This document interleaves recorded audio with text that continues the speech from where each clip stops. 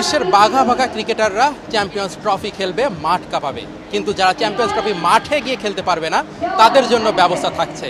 এবং এটাই হচ্ছে ব্যাট। এই ব্যাট দিয়ে ঘরে বসে ভিআরের মাধ্যমে কিন্তু খেলা যাবে চ্যাম্পিয়ন্স ট্রফি, যেখানে বাংলাদেশ, পাকিস্তান, ভারত সহ যে 8 দল অংশগ্রহণ করছে চ্যাম্পিয়ন্স ট্রফিতে, তারা কিন্তু সবাই থাকবে। এই টেকনোলজিটা আসলে কিভাবে খেলা হবে সেই বিষয়ে এখানে যারা আয়োজক আছে তাদের সাথে আমরা কথা বলবো। এখানে যারা ফটোশুট করতে আসতেছে তো তারা হচ্ছে একটা অ্যাক্টিভিটিস দিচ্ছি আমরা, ফিজিক্যাল এবং ভিআর।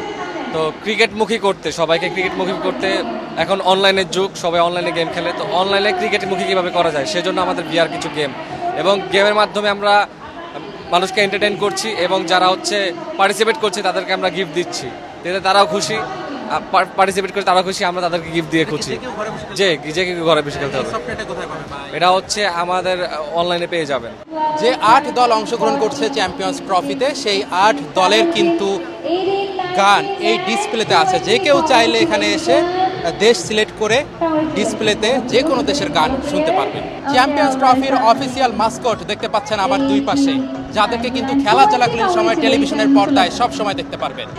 বহুল আলোচিত চ্যাম্পিয়ন্স ট্রফি এই মুহূর্তে কিন্তু অবস্থান করছে বাংলাদেশে, এবং এই ট্রফি দেখতে উপচে পড়া ভিড় সাধারণ মানুষের মাঝে। ভেন্যু নিয়ে এখনো শঙ্কা আছে। পাকিস্তানে খেলা হয়, ভারত সেখানে খেলতে যাবে না, তা আগেই বলে দিয়েছিল। তো ভেন্যু নিয়ে যে অনিশ্চয়তা আছে এটা শীঘ্রই হয়তো কেটে যাবে এবং চ্যাম্পিয়ন্স ট্রফির যে উন্মাদনা সারা বিশ্বে ছড়িয়ে পড়বে।